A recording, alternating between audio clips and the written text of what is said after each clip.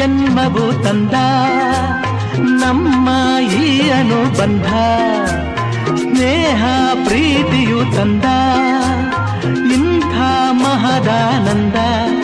ಎಂಥ ಚೆನ್ನ ಎಂಥ ಚೆನ್ನ ಎಂದ ನಿನ್ನ ಮಾತ ಚಿನ್ನ ಎಂದು ಹೇಳಿದೆ.